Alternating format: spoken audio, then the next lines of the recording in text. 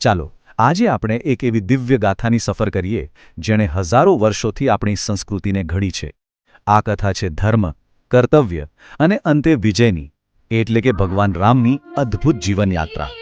ચાલો આખી વાતને એકદમ સરળતાથી સમજીએ. જુઓ, આ કોઈ સાધારણ વાર્તા નથી. આ તો એક એવું મહાકાવ્ય છે જેમાં માનવતા અને દૈવી શક્તિનો અદ્ભુત સંગમ જોવા મળે છે. આ કથા આપણને સીધા એવા યુગમાં લઈ જાય છે જ્યાં સાચા હીરો કર્તવ્યની કસોટીમાંથી જ ઘડાતા હતા. તો દરેક મહાન સફરની એક શરૂઆત હોય છે, બરાબર ને? ચાલો તો આપણે પણ ભગવાન રામના જીવનના એ શરૂઆતના તબક્કાથી જ વાત શરૂ કરીએ, જ્યાં એમના ભવ્ય ભાગ્યનો પાયો નંખાયો. તો વાત શરૂ થાય છે અયોધ્યાથી. રાજા દશરથ અને રાણી કૌશલ્યાના ઘરે ભગવાન રામનો જન્મ થયો. એમનું શિક્ષણ થયું મહર્ષિ વશિષ્ઠના આશ્રમમાં, અને પછી યુવાવસ્થામાં જ તેઓ મહર્ષિ વિશ્વામિત્ર સાથે ખાસ મિશન પર નીકળ્યા, યજ્ઞની રક્ષા કરવા.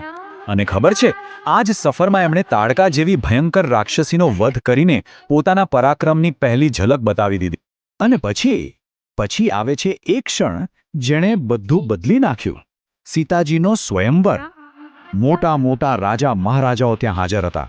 શરત હતી શિવજીનું દિવ્ય ધનુષ્ય ઉઠાવવાની. અને ભગવાન રામે શું કર્યું? એમણે એ ધનુષને ખાલી ઉઠાવ્યું જ નહીં, પણ જેવી પ્રત્યંચા ચડાવવા ગયા એ તૂટી ગયું. આ જ તો એમના દૈવી પરાક્રમનો જીવતો જાગતો પુરાવો હતો.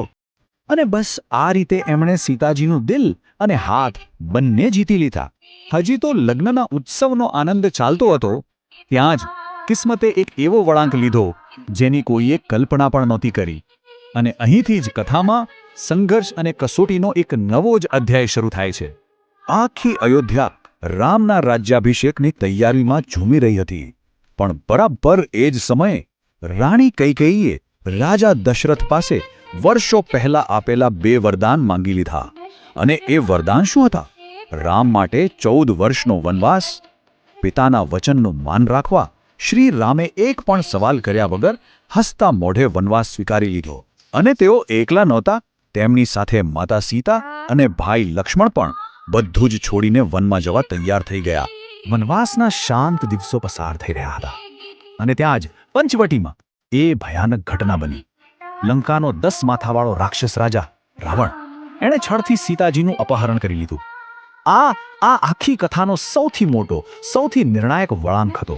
આ એક એવી ઘટના હતી જેણે આવનારા મહાભયાનક યુદ્ધનો પાયો નાખી દીધો. તો હવે શું થશે? રામ આ ભયંકર પરિસ્થિતિનો સામનો કેવી રીતે કરશે?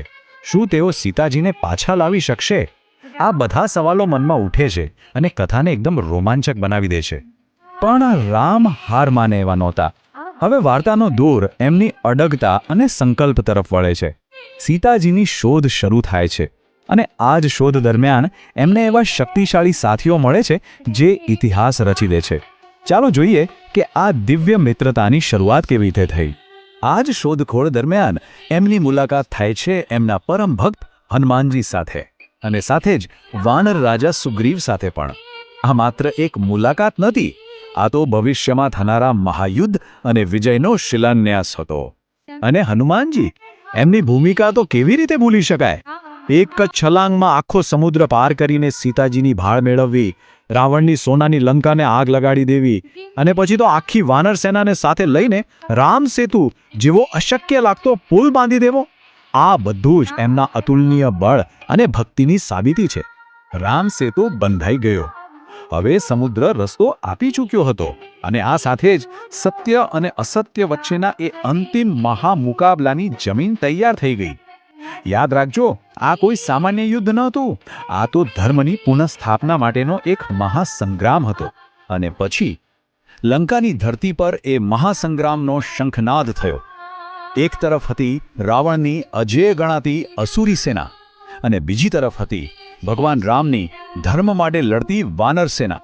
કેટલાય દિવસો સુધી ભયંકર યુદ્ધ ચાલ્યું, અને પછી એ ઘડી આવી જેની સૌ રાહ જોતા હતા. ભગવાન શ્રી રામે પોતાના દિવ્ય બ્રહ્માસ્ત્રથી 10 માથાવાળા અભિમાની રાવણનો અંત કર્યો. રાવણનો વધ એ ખાલી એક દુશ્મનનો અંત નહોતો. ના, એ તો બુરાઈ પર અચ્છાઈનો, અંધકાર પર પ્રકાશનો, અને સૌથી ઉપર અધર્મ પર ધર્મના હંમેશા થતા વિજયનું જીવંત પ્રતીક હતું. યુદ્ધ પૂરું થયું અને હવે કથાના છેલ્લા અને સૌથી સુખદ અધ્યાયની શરૂઆત થાય છે. આ અધ્યાય છે પુનર્મિલનનો, ઘરે પાછા ફરવાનો અને બધું જ ફરીથી બરાબર થઈ જવાનો. રાવણના અંત પછી રામ અને સીતાનું એ ભાવુક મિલન થયું, જેની માટે આટલો મોટો સંઘર્ષ થયો હતો. 14 વર્ષનો કઠોર વનવાસ હવે પૂરો થયો હતો અને તેઓ પુષ્પક વિમાનમાં બેસીને પોતાની લાડલી નગરી અયોધ્યા પાછા ફર્યા.